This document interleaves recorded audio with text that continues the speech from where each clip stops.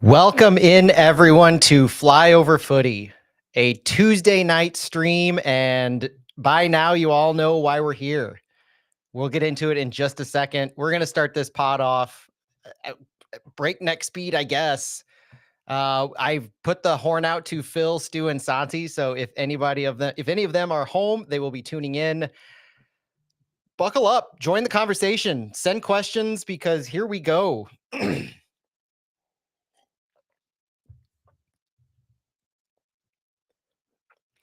Welcome in, everyone, to Flyover Footy. My name is Matt Baker. Thank you so much for joining us. And we have breaking news. Olaf Melberg is out as St. Louis City SC manager. St. Louis City put out a press release, put in their app notifications, released it to social media Tuesday night that Olaf Melberg has been relieved of his duties as St. Louis City SC head coach. As the club announced, St. Louis City SC today announced the release of the club's head coach, Olaf Melberg. Current City 2 head coach David Critley will assume first team manager responsibilities while the club searches for a new head coach. Under Melberg, who was hired last November, the club has struggled to score goals and currently sits 14th in the Western Conference after 15 matches with a record of 2 wins, 8 losses, and 5 draws, and an average points per game. Yes, they included this in their press release, an average points per game of 0.73. Suffice to say, that is not quite a playoff team. In the press release, City quotes Lutz Pfannenstiel saying, quote, "The decision to part ways with Olaf goes beyond just results. We've analyzed the team's performance across a number of factors, including the need to execute against a style of play that led to the team's initial success and has been a part of our DNA for 4 years.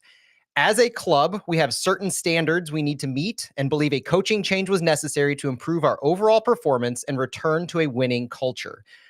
Our fans deserve a better performing team, and we intend to give them one," continued Pfannenstiel. President and GM Diego Gigliani, as well, in the press release said, quote, "We understand it would take time for Olaf to become acclimated to Major League Soccer and certainly acknowledge injuries made his job difficult, but we simply could not continue down this path."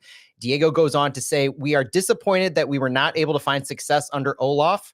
He moved over here from Sweden and worked tirelessly on behalf of the club during his tenure.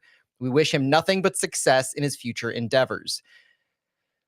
Boy, if that doesn't really say everything. And on a Tuesday night, yes, there are questions all over the place on the timing of this. It is strange, to say the least. There was a mini press conference, or at least media availability, that Olaf was a part of after leading training on Tuesday, which is another question of why now and why not last night? Why not earlier today? And I know we're starting to split hairs a little bit when it comes to single days passing by, but this is quite the decision to make right now on a Tuesday night to announce it. And as I understand it, this move has been at least rumored to be in the works for a few days. I've heard from multiple sources that, and this is the rumor mill. So if you remember a few weeks ago, we had the rumor mill spin out about Olaf maybe not even lasting until a certain Monday a week or two ago. The rumor mill has been hot and heavy over the weekend, Sunday into Monday. And it seems like whenever the move actually occurred, it occurred after training on Tuesday. That much is pretty obvious, given the fact that he was leading training and he was giving quotes to the media about what it was going to take now that he had conversations, these hard conversations with the coaching staff, or with the front office rather, about the need to turn it around and quickly. And so just a few hours later, I think the training and the presser availability was about 6 hours or so before this happened. And now we have David Critley, City 2 manager, taking over City. So in the press release, City goes on to say, one of City SC's first sporting hires back in 2021, Critley played an instrumental role in the success of the academy program, coaching both the U16 and U17 teams before being named the head coach of St. Louis City 2, the club's MLS Next Pro development team, last November. They go on to say Critley brings with him a strong reputation for his tactical acumen, player development, staff, and player communication skills, and consistent competitive excellence. Critley led City 2 to a 6-4-1 record so far this year with 20 goals scored and a points per game of 1.82. Again, in the press release, going into the points per game differences between Olaf's City team and Critley's City 2. honestly hilarious that they did this. They go on to say, already a familiar face to the team, Critley has worked closely with some of the players, including being at training on Tuesday, as I understand it. Critley has worked closely with some of the players who started their careers with City 2. His experience coaching at the academy and City 2 levels demonstrate his passion for the style of play City fans have come to expect and uniquely positions him to quickly step in to make an impact with the first team. In addition to Critley assuming the caretaker managerial roles, one of his assistants from City 2, Bajio Husidik, will join the first team coaching staff. The club's technical director, here you go, folks. The club's technical director, John Hackworth, will fill in for Critley as the City 2 head coach. Obviously, this means Critley will be manning the sidelines and overseeing the team Saturday afternoon against the San Jose Earthquake. But there's a lot to break down in this press release right here. We've got Critley joining City. We've got Hackworth joining City 2. Olaf out. City making no bones about the performances. And so let's look at the chat a little bit. I want to look at the live stream and what you guys are talking about, because this is quite frankly blowing everybody's mind. The question from Fiat Justicia: why let him do the press conference today? So weird. Yeah, it's absolutely weird. And it's not a full press conference. It's not the pregame press conference. But this to me speaks to just how much things are fluid in this moment, how quickly things are changing, how much City is understanding that they are under the gun and they need to make a change, because we talked about it, all over the place about this, the points per game that they're talking about leading into the playoffs slipping further and further away.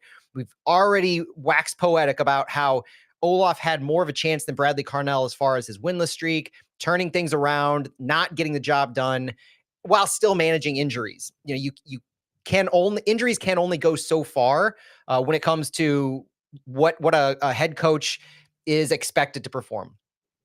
The things that stood out really in Diego's comment is that he alluded to the injuries when he's talking about the Olaf being let go, saying acknowledging injuries made his job difficult, but we simply could not continue down this path. This is what I've been talking about. Injuries can be a crutch. Injuries can be an explanation. But when you're still going to the well over and over again, you're barely changing up your formations and you're not changing up the personnel that go into that, even with some of the creative things that you could have been doing to put players on the field that Santi and I talked about on Fallout. The lack of any of that, the lack of any meaningful progress on either side of the ball, and in most ways, a regression from the beginning of the season. And I put it out on social media today. You look at the beginning of the season where Thomas Totland was in the lineup for the first 4 games. You have Colorado, San Diego, LA Galaxy, and Seattle. That was about as good as it was going to get for City under Olaf Melberg. A defensively stout team, a one game where you actually have potentially your ideal 11. And then the rest was just an abomination of falling off the cliff. The injuries started to accrue, but there were no backup plans that Olaf had, no answers. The puzzle could not be put together for any single thing that was going on with City. When you lost Totland, you had no answer at right wing back. And despite the fact that you had no answer at right wing back, you continued to play a 3-man back line that leverages wing backs. And so you were putting Akil Watts out there. You're putting Kyle Hebert out there. No success. Matthew Rocchio from Sports Hub STL had a great post earlier talking about the progressive passing charts with Totland and without. And it goes to show the value of Totland, but it also goes to show the lack of any changes possible by Olaf Melberg. What he was doing wasn't adapting to the players he had on the field. And he had come into this. We fully expected him to be able to adapt to this. We fully expected, based on his history in Sweden, to run a 4-man backline, to run a 3 in the back as the player quality dictates. And in fact, he spoke to that before the season, spoke to the quality of players dictating the starting 11. And as I'm on this diatribe, I want to welcome in Phil Grooms joining me on this. Everybody calls it this, might as well call it and own the topic, the emergency pod with Olaf Melberg being out. Phil, what a night, huh? Yeah, really crazy. Oh, I'm sorry. I'm just now getting everything set up. But I'm in really crazy. But I texted all my closest, City fans, and most of them saying like, what took so long has been honestly the biggest response. And then another one was like already to the more casual fans. And that's fair if you don't follow it, but like once we hit that third of the games lost or whatever that stat was, I might have it wrong, but it was a lot. It was too much. I think their hand has been forced, and that's, I'll just say how unfortunate that is, because I think everyone's focusing on the bright side, and I'll just be that doom and gloom that this is Sure. the second time we're starting over in 3 years. And I think that's the worst part of this. I think we're all happy at the end of the day for a fresh start. It was needed, but the restart, the third coach, actually, I mean, we'd be looking for our fourth coach, because if you include Hack. Third permanent coach. But that's a question that goes to what Richie Lee in the chat says. As bad as Olaf was, does the fact that we are so quick to fire coaches make finding coaches in the future more difficult? And I was having an interesting conversation with it's a very fair question. I was having an interesting conversation with someone who made the note that I think Charlotte FC is also on their third head coach and second sporting director. And they started just a year before us, if I remember correctly. The notion that you're going to have trouble finding a head coach is predicated with the idea that there isn't scarcity in head coaching hires. It's an honor to be a head coach in a lot of ways. Not to say that every potential coach wants to coach for any given team. Coaches turn teams down. It's not an automatic that you're going to be able to find exactly who you want. And I think St. Louis may struggle with that. But if they struggle with that, I don't think it's going to be because this is going to be their now third head coach in less than 3 seasons. I think there's more to it than that. And that this example here, you have easy explanations. If you're City and Lutz and Diego, easier, I guess, compared to Bradley Carnell in my mind, of what's going on here. And Lutz's quote in the press conference really speak to me on this, saying, and I heard some people already kind of wonder what this means. The quote is, "We've analyzed the team's performance across a number of factors, including the need to execute against a style of play that led to the team's initial success and has been part of our DNA for 4 years. As a club, we have certain standards we need to meet and believe a coaching change was necessary to improve overall performance." The notion of we need to execute against a style of play that led to our team's initial success. Here's my opinion. The things that Olaf was brought in to do in introducing a City 2.0, which I loved what I put on social media, and I'll back it up until the end of days, that City 2.0 is an illusion so far. City 2.0 is a mindset. It's an idea that never materialized. And it didn't materialize because Olaf took us in a completely opposite direction from what Hackworth was building a lot of these players to be doing. The arguments made that we don't have the quality to do high press, that we don't have the quality to play on the ball. John Hackworth gave us quality wins with these same players. The capability is there to get what we need out of a lot of these players. And injuries have happened, and Diego addressed that in the press release. But at the end of the day, if you just remember and don't have any kind of revisionist history going on here, as we've watched an Olaf Melberg led St. Louis team this entire year, it's gone from stout defensively. Maybe the reasoning during the stout defensive performances was, we're getting our defensive structure right. We're going to figure out the attack once that's settled. But the attack never materialized with any consistency. And in fact, we went from a low to mid block defensive stoutness at the beginning of the season to trying the high press, trying to have a balance of playing out of the back, getting some players pressing higher up on the field, and it all fell apart. We scored a few goals. We lost every lead we had. We started conceding like we were Swiss cheese in the last 20, 30 minutes of games here in the past 2 months. And it's been embarrassing to have happened. All these goals we've conceded in the past 20 or 30 minutes of games in the past 2 months, had we not conceded any, we'd be fighting for the playoffs right now with that difference alone. And so it's not been a progression. It's been a regression in every single sense under Olaf. And you have to wonder too, what was said in that interview, what was promised, because someone got excited about that, right? So when Olaf got the job, someone was impressed. The cynical one might say someone was tricked. I mean, how do you know, right? And I don't, I'm not the one like looking for someone's head at this point.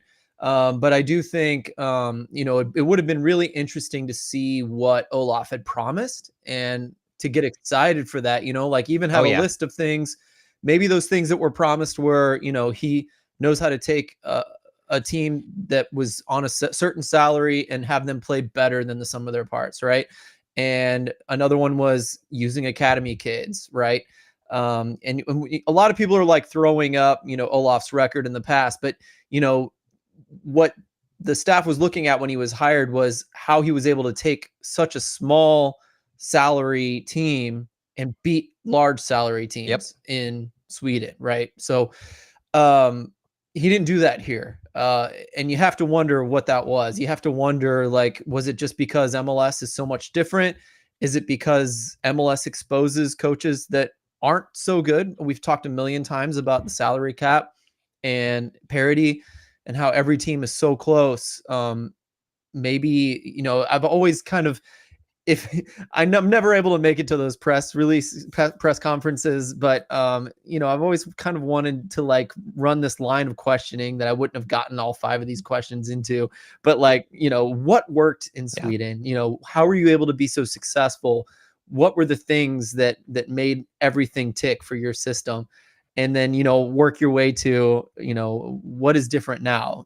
How is MLS harder than that? Why isn't it working for you? Or what else would you need to make this successful? Or have you learned some hard lessons in MLS? These are questions that I'm going to be thinking about for years and years and years about Olaf. And now at least we can get some more data, because now Olaf is about to leave and Critley's going to take over, who is running City 2 like an absolute machine. I'm so excited about that. And I don't want to dwell on it right this second, because Matt, this is just the finish of this thought here. Now we're going to see, right? Only Olaf is gone. I know you guys are out here calling for all kinds of heads in the front office, and I'm not there yet, but I am curious. Now we get a fresh start to see. We finally have, we saw what Hack could do, as you mentioned, with this roster. We saw Olaf fail miserably with this roster. I think it's fair to say. Now we're going to see Critley mess with it, and then the next hire, right? So now all eyes are on the front office. Bad hires happen. I'm not looking for someone's head yet. But now, like, to me, that was the last failure that I think we're allowed to go through without firing someone like Lutz or Diego, or others have been thrown out there as well. So this, to me, is like shots fired across the bow. Any more problems and someone else needs to go. But I'm hoping this was purely a coach problem. I don't know what you think, Matt. Well, I go back to what we've been talking about as a storyline to follow under Olaf, where you had that decently strong performance. The defense was strong. The attack just wasn't materializing.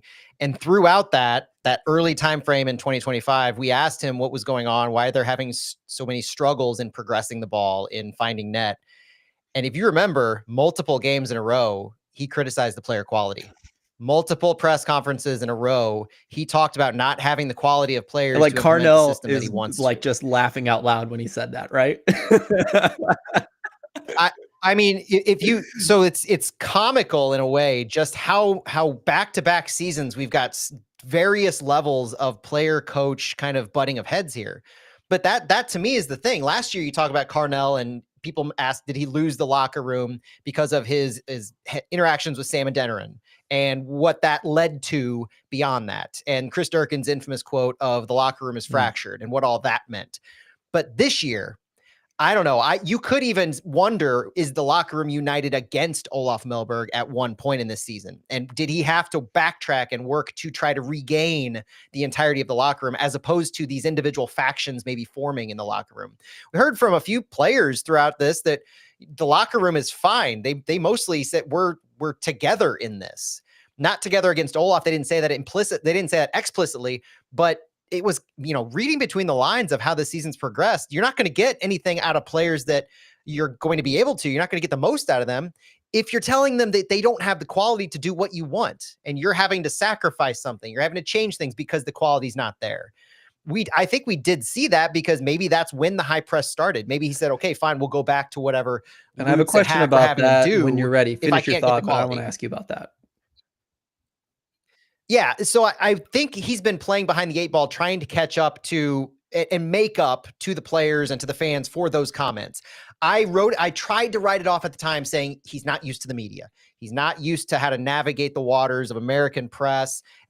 Say what you will about the St. Louis press. I think we do a good job. The people who are allowed to be in that room do a good job of holding feet to the fire at times, asking the important questions, and really getting to the crux of it. And he wouldn't have said that unless we asked about that certain thing. And so with him saying that, we haven't heard that recently.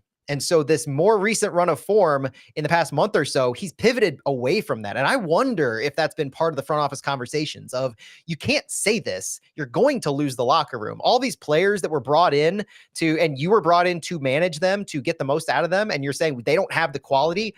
Do you expect players to want to play for you and want to give their all if you're dismissing their quality and kind of publicly calling all of them out in that way? Because if you're doing that, you better be damn sure that you're able to light a fire under them and using it as a positive motivation, as opposed to just flippantly saying before a game, well, I'm not running the style that I want to because I don't have the quality. They don't, What do you it's not think? here. When we saw the defense, suck a little more after that Austin game, that too many defenders were played, and then the style kind of changed, right? And pressing became more important, and it looked better in some ways. How much of that do you think was like the front office meddling with Olaf? And maybe Olaf will leave this experience saying, well, I only got to implement my system for like 4, 5, 6 weeks. Yeah, as far as I understand, it, there have been frustrations on the front office end of essentially Olaf not living up to what he bargained or what he promised for in the interviews. There are a lot of frustrations that the way this is played out, and as I understand there to be those frustrations, it's either if the front office was meddling, then it obviously they weren't getting full buy-in from Olaf to do what the front office wanted to. But I think it's more likely that the front office didn't meddle because they didn't want to set the standard of a sporting director, a president, GM, whoever, or other front office, technical director, even amongst this. They don't want to set that standard of this being a job where the head coach is micromanaged. The head coach is a puppet and does whatever the sporting director, the technical director, the GM wants him to do. I believe that they did not cross that line. And so there have been conversations this whole time. Lutz and Olaf spoke often. They had famously said earlier in the season, they talk to each other more than their spouses.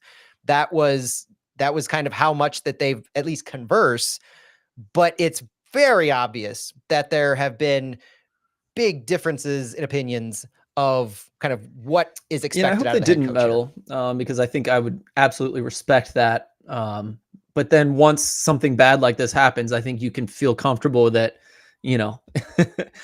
you weren't the one that kind of, because if you get caught between one person trying to do something and another group trying to do something, I think that can be bad. And I imagine, I don't know, I put a little bit too much into Lutz probably, but it seems like that would be his style of GM, is to, to let the coach run that kind of thing, give input, ask questions, but let them make the final decisions. Yeah, and I think that's kind of what happened. There might have been some suggestions, or I think there's definitely frustrations on that end. We saw it in the press release, and obviously now that Olaf's gone, but I don't think it went to a micromanage level.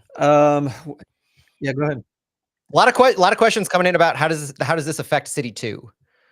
With Critley having gotten City 2 to such a good place, are we expecting any continuity issues? Because the whole idea is that the entire city organization plays the same style. They from the top down. John Hackworth's old job was director of coaching, to align all the coaches in what they do. But I don't think this is because John Hackworth's taking over. Obviously, you've got that quality and the consistency in coaching.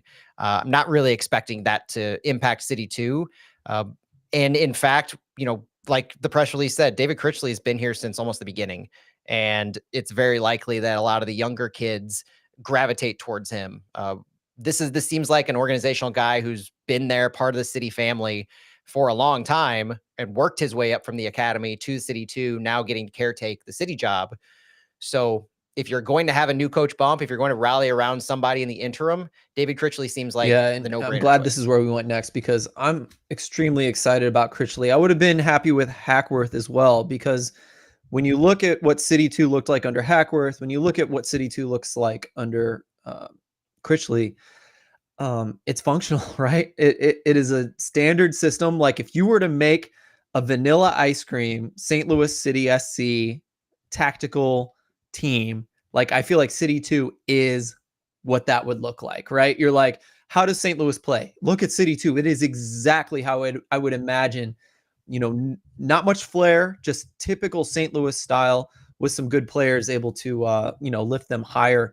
Good defending, a lot of pressing, playing somewhat direct most of the time, but they're not bad with their feet, right? They're not bad passers when it comes down to it. So center backs who play a very nice style. So, looking at that, I'm excited to see we're going to get just like the control in an experiment, right? Critchley's going to come up and do just the standard St. Louis City SC thing, hopefully, is how I imagine it with St. Louis City proper. So I'm excited to see that. And again, it's going to give us a base for what St. Louis can look like, what this front office has been building. Hopefully that's going to shine now. And maybe even, some more young players, for goodness sake. If I'm able to throw my own opinion into what I'd like to see is, solidify things, get some wins, make it look functional for the first time this season, in my opinion.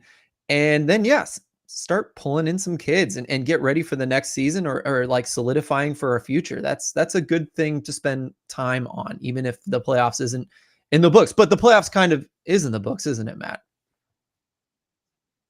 The playoffs is very much in the books. And Andy Crowley in the chat, love you, Andy. He asked, does Carolyn come out and give Lutz Diego a vote of confidence, or does her silence tell us more? No. I don't think she needs to make a statement at this point. And to be honest, guys, this is Diego's club as much as it's Carolyn's club at this point. The point of hiring Diego was for Carolyn to take a step back into more of the figurehead role and be more of a community champion for City, and let every single part of the operations of City, sporting and business side, be run by Diego. That is his job as president and GM of this entire organization.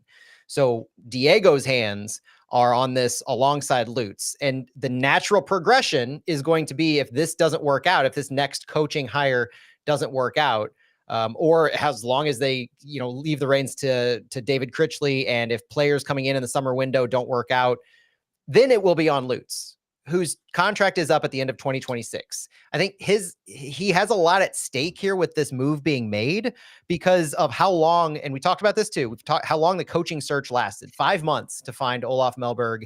And that's on both Diego and Lutz.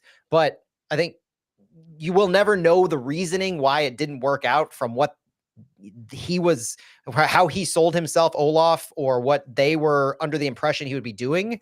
I fully believe that what they heard and what they were sold isn't what was actually delivered to them. And that was a huge part of this, but they do have to own this. This is the thing that the organizational leaders, the sporting leaders of this team, have to own going forward. And so now they have to get this right as much as possible. Otherwise, then you're in kind of a pickle of, it's going to be Lutz on the chopping block after this. And you could say that he's delivering all the right players, but he's also responsible for putting a coach in place who can do this. I think that's where it is. That's where it is for Lutz and Diego. Other than that, there's going to be speculation, conjecture, the rumors. Is this going to be Lutz's final opportunity? His contract's up at the end of 2026. He's never stayed in an organization as long as this, especially in a sporting director type role. He built this club basically with his bare hands, designing the training facility, having a say in the locker room design, all this stuff. Lutz's fingerprints are and will forever be on St. Louis City. So any notion of getting rid of Lutz is going to come with a massive amount of baggage. And I see that as potentially something that Carolyn might not want to do, just because of the how integral Lutz has been to this organization. And it's not just the facilities, it's not just the structure, it's every single player on this roster. He's crafted it meticulously. Some players have been backups to what he initially wanted. Some players had been first choice he's sought this entire time, but he's brought them all together, and it has his fingerprints all over it. And so if you move away from Lutz, it is a much bigger, much heavier conversation than just the head coach. And I don't mean to diminish the head coach, but the head coach is brought in to implement the style that Lutz has set and play the players that Lutz has put on the roster. That's what the head coach is meant to do, to get the most out of the players. Olaf didn't do most of that. And so 15 games in, he loses his job as a result. If they were to make a move away from Lutz, the problem is then finding a sporting director who either you keep going with what you're doing as far as the roster build, the type of players that he's seeking, and in which case, why would you get rid of Lutz? Or you pivot to something different. And guys, that's going to take multiple transfer windows to get right. So that is a huge ask and a huge shift if Lutz were to be let go. So I do see Lutz getting a little bit of a longer runway to right the ship that we're in. And right when now. I look at the things that, Lutz said when he first came on, it was kind of the stuff where, if the previous iterations of St. Louis MLS had happened, I was really worried what that would look like. Like, are we bringing in a soccer team that wants to be the St. Louis Rams or the Cardinals or whatever? Like, are we thinking properly? And when Lutz came in, I was like, okay, this man has the right things in mind, not just, making sure the academy system is proper for St. Louis, at least in the words he said, and not just, playing blue collar style, but also trying to expand, Mission Impossible, try to expand soccer to be more than just a white middle class sport in St. Louis. And all of that direction seemed to be coming from Lutz, and those are personally my favorite parts of the club. And then when Diego took over, it was like a lot of, international branding, global brand. Like, we need to elevate St. Louis to be something special on the world level. And it's probably my favorite thing about MLS, right? With all the baggage comes, global notoriety of some sort, of some level. I love that. I think it's amazing. But when I talked about this moment being pivotal for Carolyn Kindle, I think I was overdoing it a little bit in looking back. But at the same time, as we look at like what Lutz is, and if he were to leave in the next year, those are the kind of things that I am already worrying about. I'm thinking like, these are things that are very important to me, and I think they're important to St. Louis, especially the nerdy fans, right? And so I just hope that is something that they're still valuing highly. Some things have happened where I was starting to wonder if Hack has any say in anything that's been going on. He's kind of like the representative American in the bunch, and we've had a whole lot of German, right? A whole lot of Europe influence. And so, and that's been the way it's been. That's been the way it's been. Like City 2 kind of reemerge, Critley being it, having Hack, I want Hack to have a say. I want, and I guess I'll just like end with this on this topic being like, is Lutz good? I don't know. We've gone very German, right? But like we were talking about the academy, I won't spoil the amazing nugget that Stuart has to share with everybody about academy results. But when we look at what Lutz has been able to do and what St. Louis FC and Scott Gallagher was able to do before MLS started, it's been rough as far as the academy is concerned. And, I'm starting to wonder, like, maybe St. Louis had it figured out better than this imported German, as far as the academy results were concerned. And so I am starting to doubt Lutz, and I'm starting to be interested in like, do we want to lose Lutz? I'm scared of it in some ways, but I'm also like somewhat excited to see maybe someone from St. Louis will come in and save the day and do a better job, a la FC Cincinnati, right? As St. Louis came in and replaced all these Dutch GMs. Yeah, foreign soccer guys from multiple countries.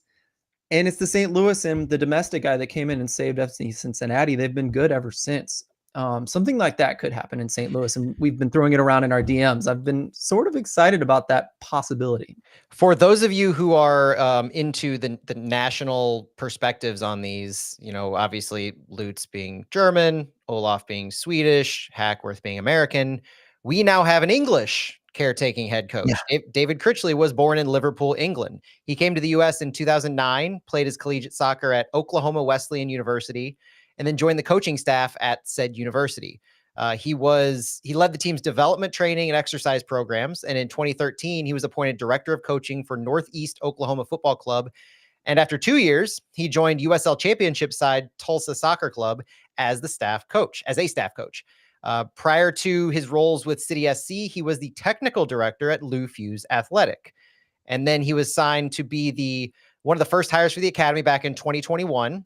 As the story goes in one of his old press releases, he played an instrumental role in the success of the academy program, coaching the U16s in 22 and the U17s in 23. In this role, he coached some of the young players like Mackay Joyner, Caden Glover, and Tyson Pierce along that development pathway. And then from that, last November 2024, he was promoted to head coach of City 2. So he's made a rapid rise here in the last few months after being kind of a stalwart with the City organization. So being born in Liverpool, working his way through, the ladders of soccer here in the U.S. after coming here for collegiate soccer.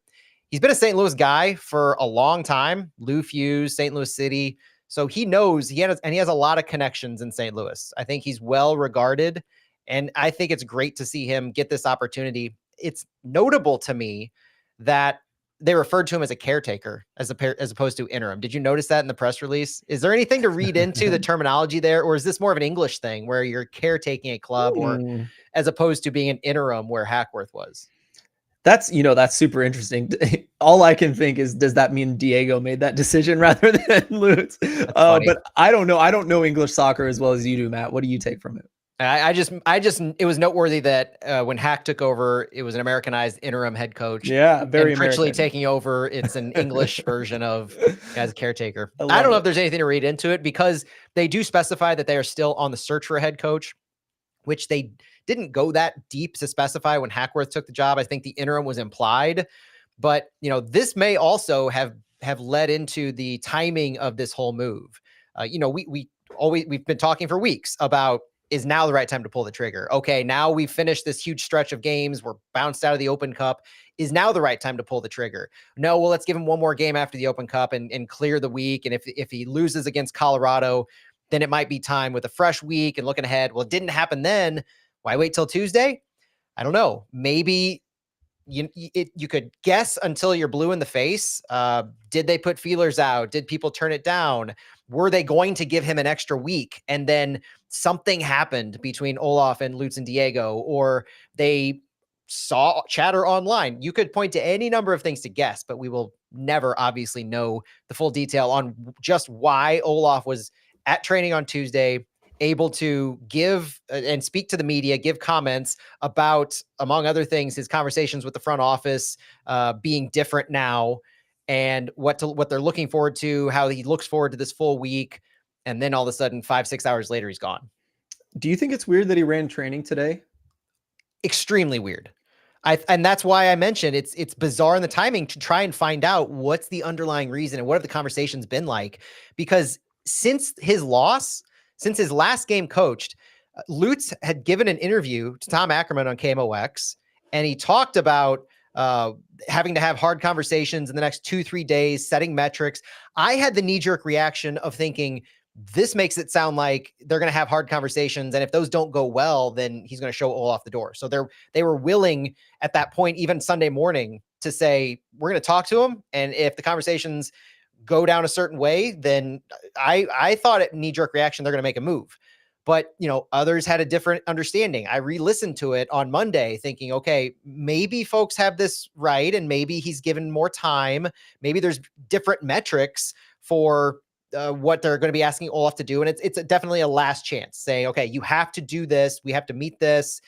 We need to see more from you. And then obviously with Tuesday's training, there's almost an implied notion that he's going to coach. Just about every single person that covers City on any social media, on any media outlet, was noting, okay, since we're seeing Olaf on Tuesday, since he's making these comments, he's obviously going to be coaching again Saturday. A lot of people had said it's foregone conclusion that he's going to. because why else would you let him do that and then make a move afterwards? It is one of the strangest things of this entire process. And it's why I noted that when Bradley Carnell was let go, they did it on the first business day at 10:30 a.m. It was obviously like a scheduled post that they made. This seems very much not spur of the moment, but something seems like it happened on Tuesday to really drive this home and force their hand. Any ideas on that? Like, I don't even know what to think about that. I haven't spent much time thinking about it, but it seems like what kind of things do you think could happen on a Tuesday, any given Tuesday, where he runs practice and then all of a sudden they've changed their minds? So Critley was at training on Tuesday. That was another thing. He's not usually at training, at least from the parts that I see. That was notable that they had him there, I suppose. Obviously, Lutz's office is at the training facility, and so he could have been meeting with him, doing any number of things. But I tend to think this was, I don't know. There are multiple mindsets, right? There's a mindset of they saw what he was doing on Tuesday, and then they didn't like what they were seeing at training. They didn't like maybe something he had said on Tuesday, and so they just made the call. It's like, we have to cut this. There's no coming back from this. But it also could have been something that was like a slow burn, and they just weren't ready to pull the trigger. And there wasn't much value in who was really running training on Tuesday. And so this could have been a buildup where, yeah, you're coming off of Memorial Day vacation. They wanted to be there. Lutz, Diego, they were going to be there after the holiday. Everybody's coming into the office after the holiday. I joked over the weekend with Santi, Phil. I joked that, okay, if they're gonna let him go, they're obviously gonna wait until Tuesday after Memorial Day. I just wasn't expecting Tuesday training to occur. I did see you say that, yeah. But if you think about it, I mean, is it that much of a stretch to just believe that it didn't really matter who coached the team in training that day? It just mattered that the team was out training? Well, I don't know. See, that's what my next question was, is I think today would have been extremely valuable as a nice page turn after the holiday, and be like, listen, guys, I'm sorry this happened, but this is a business. This is what we got to do this week. And you just, right from Tuesday, you hit the ground running, you solidify who you are at this point. And you just have 4 days, 3 days probably to do that. And today would have been vital. Maybe, obviously Critley can't change a lot. What do you do if you're Critley? Well, hopefully these guys still to some degree have drilled in them from Hack mostly, what we expect a St. Louis team to look like, and they can maybe revert to that. But, the problem is in the attack, right? Like, he has a lot of work to do to be like, hey, we got to find open spaces and get the ball moved forward, with off ball movement. Like, he has a lot to fix, right? And maybe these guys are good enough that they can just do that without much coaching. Or maybe, maybe the coaching was the only problem, and now they're going to be set free to do what they want. We saw that with, in my opinion, BJ Callahan when he took over for Berhalter those couple of times, right? All of a sudden the USA looked amazing because the reins were taken off, right? So we could see that. But what do you think, Matt? Yeah, well, Byron Tim in the chat saying, per Tom Timmerman, Ezruden Valentic had left the club already and was not at training. And this isn't a surprise at all. Like we said, that they're a package deal. We were expecting that. But to your point about kind of the turning the page, I agree with that. And that's why I was saying Tuesday morning was that Tuesday morning is the time to make the move. You announce it to the players as they arrive in the facility, which is what happened with Bradley Carnell. I vividly remember talking to Indiana Vasilev that's the blow by blow, that they didn't know anything was happening until they showed up to training on Monday morning after the Vancouver game, and they were told when they arrived, and Bradley Carnell was gone. I expected that to happen. If you were going to make a move on Tuesday, that would have been the model to follow, so you could have this page turn. And when it didn't happen this morning, I thought, well, I guess we got him for a while. Yeah, that offers a lot of stability for the players. It offers that chance to turn the page. And I think that would have been meaningful to get a full weekend under Critley like that. But if you didn't do that, which you didn't, so now they have, and I'm looking at the training plan for this week. So City has closed door training on Wednesday, closed door training on Thursday. Friday, they have closed door training with 15 minutes open to the media at the beginning. And then they have the press conference on Friday. So the outdoor training that we usually get to see later in the week is occurring Friday. They have Wednesday and Thursday full training days under David Critley. And then we get to conceivably talk to Critley on Friday about this whole thing. So the players do get a decent amount of time. This isn't like you're making the move after the pregame presser at the end of the week, which would be just an abhorrent to be able to do that to the players. They still get plenty of time throughout this week, even if it's because it's a full week. They haven't had this kind of time, but there does seem to have been a better opportunity to do this if you had all of the ducks in a row, ready to pull the trigger, ready to make the move. All I can come up with is they didn't necessarily see a ton of value in who was coaching the team. They just wanted to get the players out on Tuesday, and maybe they were still finalizing some things. So whether it was with Critley, whether it was Hackworth, obviously there's a lot of moving pieces in this. So they were probably still finalizing some things coming off of the bank holiday, as Lutz called it. But after Memorial Day, that's not horribly surprising, I guess. The more you think about it, is maybe they did have some more I's to dot and T's to cross going into making this move happen. Could be. One thought, I think this is a good flyover footy thing to do. What would have been the good thing about sticking with Olaf, right? Like, there's some bad things here. I think there were, maybe you don't think this way, but I try to think, well, again, we're starting from scratch once again. Do we think Olaf could have figured this out? Or even if he hadn't, could we have found value in Olaf for the rest of the season? Well, I mean, that's the crux of it, is they obviously didn't believe he could turn it around, and they weren't happy with the style of play that he was running. It wasn't, every single fan would have to agree that what style we were running was not attractive. It wasn't successful. And if you're not going to be attractive, you better be successful. It wasn't what we were built for either. Correct. 100%. And that exactly plays into it. So it was nothing of what they were expecting. It was nothing of what they intended. The results weren't there. So it wasn't even like a pleasant surprise where you hire Olaf in and he does something different, but he gets the results. It was the worst of every one of those worlds. And so there were no redeeming qualities after 15 games to keeping him on and letting him go. So that would have been the definition of insanity. The reason I called our Fallout pod the definition of insanity is because that's what we were seeing. Now we're at least making a clean break on this and saying, we've seen enough. We've seen no improvement, no change. We don't trust the style he's doing. It's not what we intend to be. We're putting a guy right now who, Brian Simpson said it in chat, he's the flowing midfielders of City 2 is kind of what David Critley is bringing to this team now. Yeah. And so the style of play, I think I'm both trying to show it. The style of play, the style of play. I think the style of play goes from like a 4-2-3-1 that maybe Critley had been doing a lot. We could see that again, but the City 2 midfield also plays the fluid midfield style that you would hope to see out of City. Mids flow to where there's space instead of standing still. That's what I've been complaining about with guys like Tomas Ostrak and Chris Durkin, Alfredo Morales. They come back to the ball, they stand there, they wait for a pass, and then they get eaten up by attackers who are pressing. There's no movement off the ball. There's no flow, no fluidity. And so if you take what Critley had been doing at City 2 and just say, this is what he's going to want to do at City, it is an exciting proposition. Yeah. And to expand on that, because it kind of sounds like Ostrak doesn't know what to do. And I don't believe that, because every once in a while, Ostrak or Silva would do an incredible job and beat 2 or 3 guys in the midfield. And then at that point, usually if one player is able to beat 1 or 2 or 3 guys in the midfield, it's on, right? Yeah. And for some unknown reason, these guys would beat 3 guys, lift up their head, and all they have is 3 guys running in behind, no one in the middle to pass to, and they literally are looking, dribbling, trying to find someone to pass to, and there's just no one.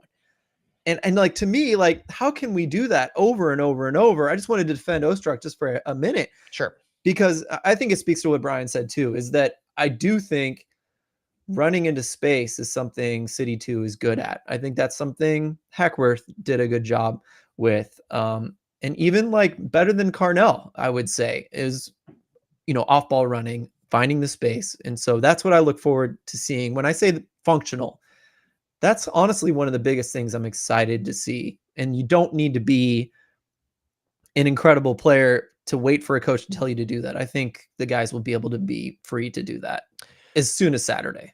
Well, there's another question from MG. Real question is, do you all think this move will fix underperforming players and improve low quality players we have in the squad?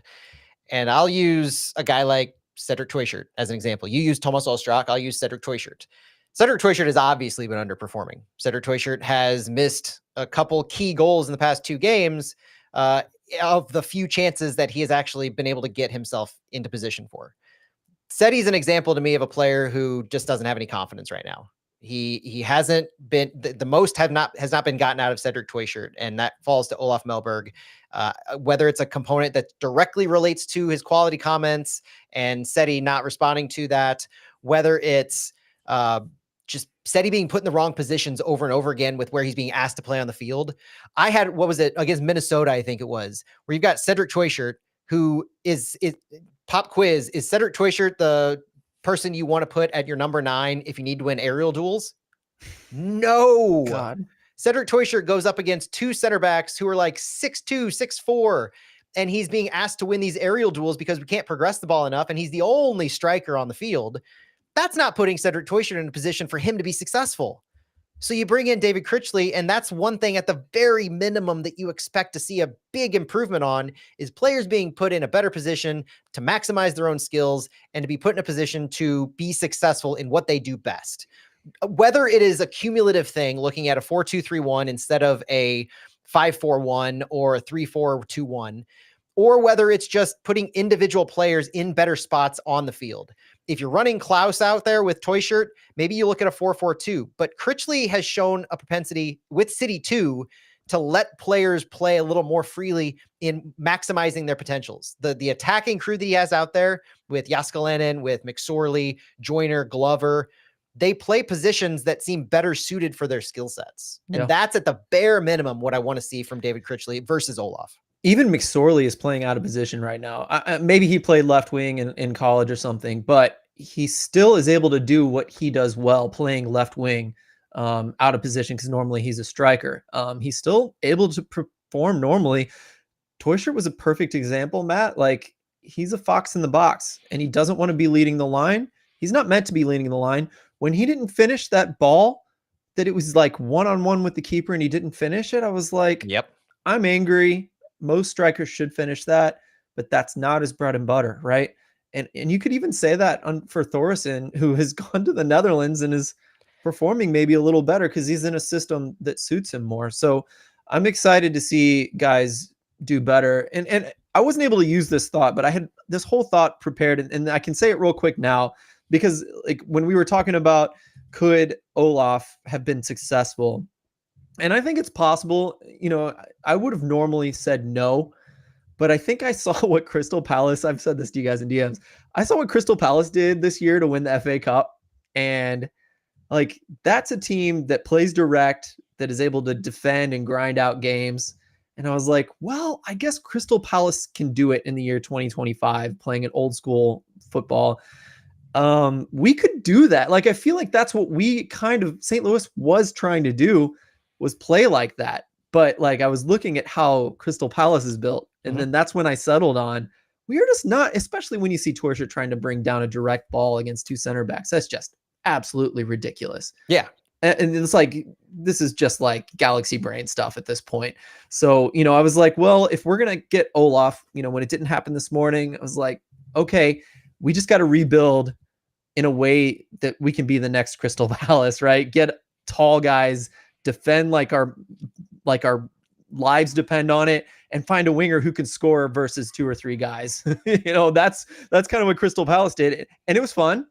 It was functional. So like, I can live with that. I was trying to wrap my head around it.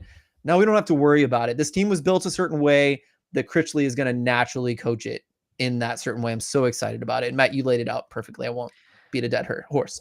Yeah, and so as Olaf departs, he departs as the 2nd head coach in St. Louis City history, but as the 3rd leading head coach as far as win, loss, and draw record, as John Hackworth had 4 wins in the back half of his season, and Olaf only has 2 as he departs. 8 losses in 15 matches, ends with an 11-match winless streak, bounced from the U.S. Open Cup. Are there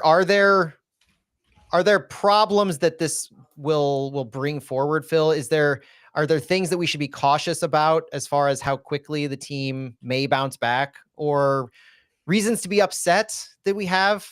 I don't know at this point if they're on an 11-match winless streak, seeing how things have unfolded, all of the what's been happening in press conferences, in quotes that the sporting directors had, if there's really much redeemable other than the fact that your 5-month coaching search led you to this abject failure to start off 2025.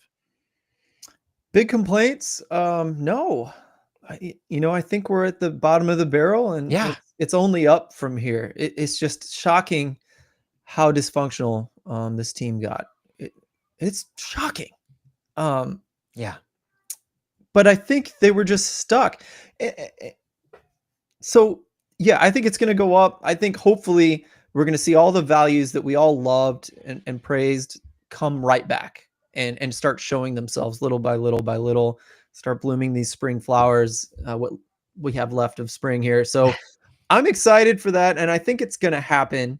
But I'm still just like, it's the hiring happened, and I think that's the negativity that I'm gonna just kind of keep bringing back. I can't help myself, is like, someone hired this guy and it was bad. Was he like, catch me if you can, like, was he really good in an interview? Like, was he really like, was he what's the word I'm looking for? Was he just like a con man? Like super good at fooling everyone? Or like a snake oil salesman. Yeah, totally. Like there's a chance that's what happened. And I'm okay with that. It's happened in random clubs around the world. But, unfortunately, I think that means, again, there's just that much more pressure on the next hire. You better get it right. You better get it right, because this was horrific. It was badly done. This has to be a reality check for the club. Yeah. There cannot be a quick fix. There has to be a lesson learned from this. That's the silver lining to the Olaf experiment. As David McDonald says, this has to be a massive lesson learned.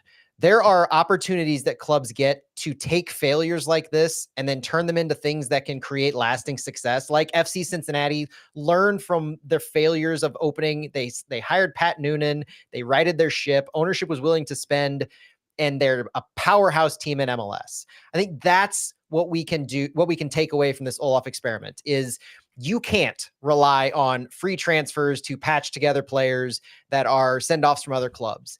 Those players will not just perform for any given coach. So this might be Lutz's last chance in hiring a coach. I don't think it's that stretch, because his contract doesn't go much longer, end of next year. But that's what this is an opportunity for. Now, what I'll say is, with David Critley taking over, I do want to set a realistic expectation, I think, is when John Hackworth, in his tenure at the end of last season, John Hackworth turned this team into a playoff team if it had been extended for the course of a season, right? That's the record he had with City. John Hackworth's first few games as City manager, he led them to an immediate 2-0 win against San Jose, but then it was 3 losses in a row. It was a 4-1 loss to Colorado, it was a 4-1 loss to Vancouver, and it was a 2-0 loss to Seattle before they got on a nice little stretch in Leagues Cup and then after. So I think we should hope for a new coach bounce, but this is a stabilization period for City, and as they try to get back on track. And yes, they are getting some folks back, but they're not back yet. I was going to save this for the end of this week, and we're going to talk about it on our preview for San Jose. Our players are starting to get back. They're not there yet. So Critley is probably going to get a mostly City team that we've been seeing, with maybe a couple cameos from like a Totland, or Kessler might come back if possible. But, I think there's a lot of new coach bounce that we can hope for, but this is a period of stabilization for City. And at the very minimum, I do expect better than what we had for the last 11 in MLS. I agree. Do you feel okay with, well, I just wanted to say too, I think everything we've said is big. Brian Simpson, once again, someone asked, is this roster good? I saw a Tom Bogert tweet saying he thinks it's good. I imagine Matt Doyle doesn't think it's good.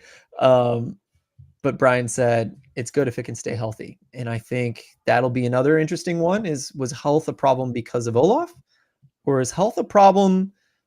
I mean, you could say, is it a problem because Lutz brought in the wrong people? Or is it like something's wrong with how these guys are being managed on a weekly basis? And that's something, if that is wrong, someone needs to be fired for that too, because this season, it's not the only season, but it's been extremely bad as far as injuries. Yes. I think that's if it keeps going, that's unacceptable too. Yeah. So we'll talk about more questions, more things as it relates to the firing of Olaf Melberg on Thursday's show where we preview San Jose. Plenty to talk about, plenty to pick up on from this. But hopefully we got you some information. We talked it through a little bit, and it's a historic night for St. Louis City, no matter how you slice it. Second time a head coach has been fired in 2 seasons. And we were glad you were all able to join us. Phil, any last words Do from you think we could do a guess of a lineup to end on like a fun, happy note? Ooh, okay. Early season projection for a Critley-led City lineup. I'm gonna go 4-2-3-1. Let's throw out Jay Reed at left back. Oh, Henry. No, not Jay Reed at left back. Timo Baumgartel and Kyle Hebert at center back. Akil Watts at right back. I don't know what other body we have right now. Edu Leuven and Chris Durkin central midfield. Marcel Hartl, Cedric Toyshirt, Jean de Silva in the attack, and Klaus up top. okay. Who are the attackers? Hartle's playing the 10, you said, basically. Hartl's playing the left mid. Toyshirt's playing the 10 underneath Klaus. I mean, obviously Hartl's fluid, and then Silva is the right mid or right attacker. Okay, so I think I would put Hartl at the 10, Celio on the left wing, right wing Toyshirt, but he gets to do his thing, and then Klaus. Yeah, and Klaus. Still a 4-2-3-1. Did I miss anyone when I said that? Okay. No, I mean, if you're backline and defense, it's just Celio for Jean de Silva. So yeah. Okay. Yeah. And honestly, let him cook. When Becher comes in too, he's going to be more effective. I wanted to say that too, because he's going to do what he's meant to be there for. Yep, absolutely. I think Leuven's going to offer a ton in the defensive capability, and that's why I'm comfortable with a 4-2-3-1 with Leuven on the field. If there's any excuse for Olaf to be as bad as he was, maybe Leuven being gone was the biggest reason. Leuven and Totland, arguably the 2 biggest losses so far this season. Kessler's a big one, but Totland, Leuven, they change. Yep. But I think Critley will get these guys functioning, and it'll look better and be more fun. So I'm excited to see that. It's a time for optimism. It's a time for hope. It's a time to right the ship, and it's a time to trust in Critley. It's time to trust the City players that they can take the responsibility of this having happened and make the most of it against San Jose. Agree. So, all right. Thank you for joining us tonight on Flyover Footy for this emergency pod. The breaking news that Olaf Melberg is out as St. Louis City head coach and David Critley takes over as the caretaker manager while a new head coach is being searched for. For Phil Grooms, my name is Matt Baker. Thank you so much for joining us. We'll be back on Thursday night to preview the San Jose Earthquake, and we will talk to you later.